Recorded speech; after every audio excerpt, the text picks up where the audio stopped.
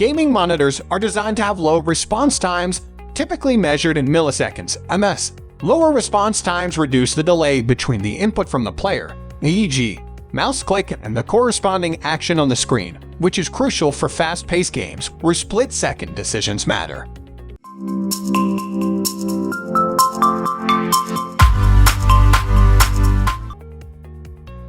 Number 1. We have Acer 21.5-inch Full HD 1920x1080. Enthusiasts opine about this product inch. I purchased this monitor for my wife to use with her Alienware R17 laptop.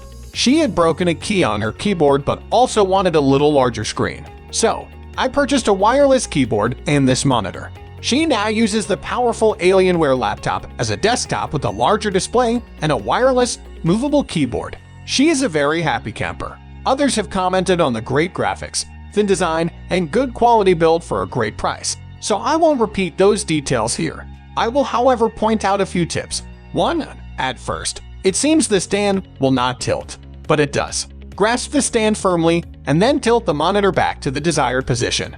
Note it does not tilt forward or side to side, but does tilt back, facing more upwards towards your eyes, which really helps in most settings. 2. If you don't get a signal, make sure you plug the HDMI cable into the HDMI out-inch port on your PC, not the HDMI in-inch port. Duh. I had mine plugged into the wrong port until I found my reading glasses and saw the problem. 3. We changed 3 settings, which you may want to also do if you have a laptop.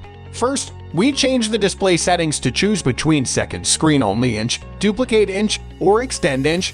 We chose extend inch so she can have 2 documents open at once on the 2 monitors, her laptop screen and the new monitor. You just drag one document off the edge of the monitor to move it to the other screen. 4. Next, we found that closing the laptop when she only needed one screen put it into hibernation and shut everything down. We went into Control Panel and changed power settings under what happens when you close the lid inch.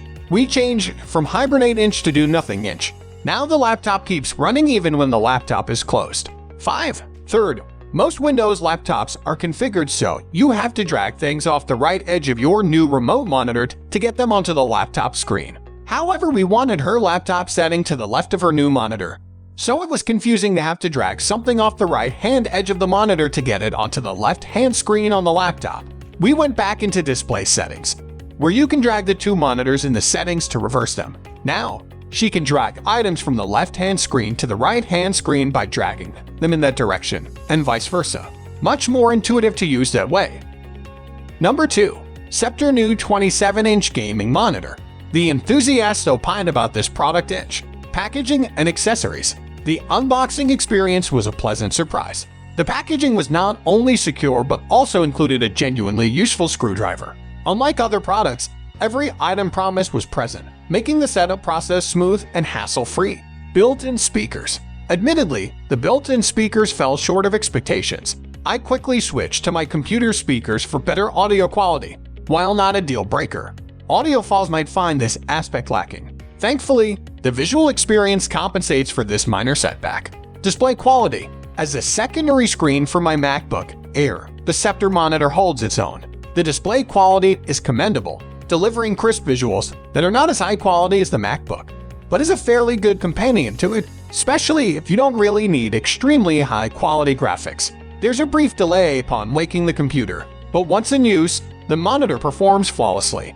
Reflection and workspace dynamics. Working next to a window, I appreciate the minimal reflection on the screen. This monitor handles ambient light admirably, allowing me to focus on tasks without distraction. It's a testament to its thoughtful design, especially for those in well-lit environments. User-friendly controls. Navigating the controls on the back of the monitor is a breeze. The intuitive layout ensures quick adjustments without any learning curve. This user-friendly aspect adds to the overall positive experience with the device. Final thoughts. The Sceptre 24-inch professional thin 1000 ADIP LED monitor is a reliable companion in my daily workflow as a developer. Despite a hiccup with the built-in speakers, the exceptional packaging, display quality, affordable price, and user-friendly controls make it a worthwhile investment. If you're seeking a sleek and efficient secondary monitor that enhances your workspace, this Sceptre model is certainly worth considering. Now number 3. Scepter Curved 24-inch Gaming Monitor 1008. Enthusiasts opined about this product inch. First, it is 75 Hz but it defaults to 60s, at least if you connect via HDMI. The only place I found it was in the graphics driver control panel under PC connections, not under the standard native Ultra HD, SD. Windows 10 settings menu is always a terrible excuse for administrative controls. You'll never find it there. The screen bezel comes in a bit when displayed about 5 so it's not truly edgeless like a MacBook Pro, but it's a sleek-looking monitor that's fairly sturdy. I was honestly worried it might be too thin like it would break in shipping, but it's slightly thicker than you'd expect, which adds more to its durability. The speakers are mostly treble. It feels very office space laptop speaker listening environment, so it's fine for news clips and YouTube, but if you want to listen to music you'll probably opt for headphones or a smart speaker of some kind to get any background or atmospherics, unless you want it all treble and no bass. 7/10. Overall, I'm satisfied. It's a good match with my budget gaming PC. It doesn't overstress because of 144s or fork issues without an expensive graphics card. That in mind, it's not 1440 or fork, so it's a nice LED curved monitor, but if you press your face to the screen you can see very super tiny LED pixels, but then you're just getting the screen all oily. If these are big issues for you, then you should be spending $500 plus on a monitor and graphics card each, because that's where the market is as of March/2020. 4 is Scepter 30-inch curved gaming monitor. The enthusiasts opined about this product inch. One drawback is when it comes to PC and monitors, you won't know for sure until you try it out for yourself. You can ask the seller questions, but sometimes the question you should have asked isn't obvious until the thing is sitting on your desk. It may boil down to something very specific to your application/environment/ergonomics that the seller or even the manufacturer can't give you a definitive answer because of the subjective nature of sitting in front of a screen for hours at a time. A big help for me in determining which to order is to download the user manual and quick setup guides from the manufacturer website. By carefully reading the specs and going through the OSD menu entries, I'm sure that what I'm ordering, at least on paper, has the right specs. This way, the monitors should have all the right comparable specs, and you should end up with what you really want. Still, as it was in my case, you may have to try it out before you can finalize the purchase. I need a widescreen curved monitor such as this 30-inch Scepter with PBP split screen so as to be able to work on documents from 2 different inputs, to PC. So I am reviewing this from more of a business angle, not from a gaming criteria. Basically, it is a simple, single-purpose gaming PC monitor. If used just for gaming on an NVIDIA graphics PC, it works as advertised. You've got to match video cards, max res, number and type of inputs, HDMI 1.4, 2.0. Is DisplayPort 1.2 enough? I finally narrowed down to a 32-inch 21/9 ultra-wide, curved gaming monitor, though I would only use it for business. I need a split screen with quick and easy transition from one input to another.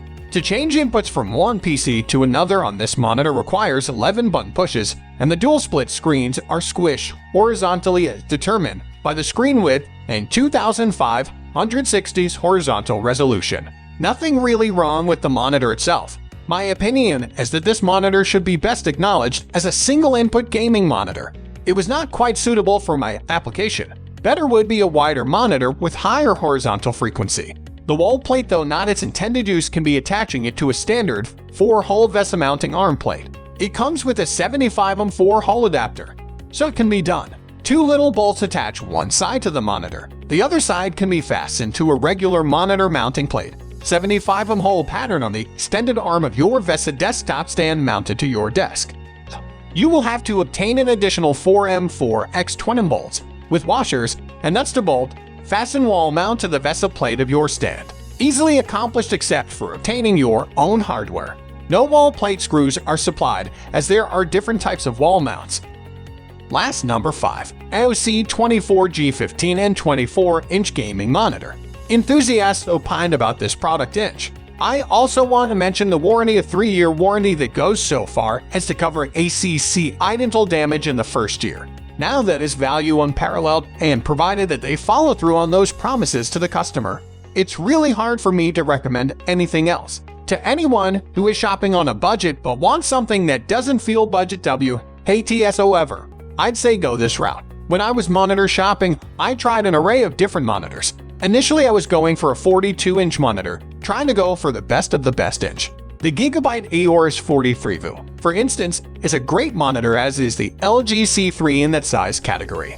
I tried 34-inch and 32-inch monitors. Interestingly, even if price wasn't a consideration, I'd still argue that this 27-inch screen provides the better quality and value, which is kind of crazy to be getting both things at once. You know, I kept thinking that a 27-inch screen wouldn't be as fun as a bigger screen, but as it turns out, for gaming from a desk, I will now always choose 27 inches over 32 inches and anything bigger. Basically, I was wrong thinking bigger translates to a more enjoyable experience. I know these are specific details, but there may be someone else out there going, hey, I love this monitor, but it's only 27 inches. I can't tell you for sure that it is enough, but for me, the 27 vs 32-inch monitor debate ends with the 27 being the clear choice. Compared to the 43 and 42-inch size monitors, I definitely prefer gaming on this 27-inch monitor too. I occasionally game on the bigger television I own. I so prefer gaming on the 27. Look, I don't want to encourage anyone to buy this who is gonna hate it. I'm sorry if this love letter to this monitor leads you astray and your experiences end up different than mine. But for real, if you want to skip skimming all the Reddit forums and the few reviews you can find on this monitor, just take this recommendation. I came into this skeptical and am seriously blown away. Let me address a couple of things I was worried about. Plus it being too big, too thick. It isn't. For me, it's perfect.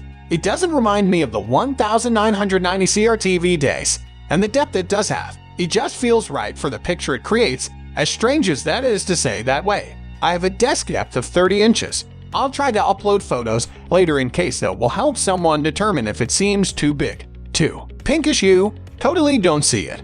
Nothing distracts. Nothing makes me go, oh, this monitor has a bad picture. It's good. For the money, it's great. You could tell me this should cost $1,600, and I'd believe it. It performs far above its asking price. Think about that. How often do you buy something that feels really like it should cost twice the price even? Not often enough. Do yourself a favor. Go for it.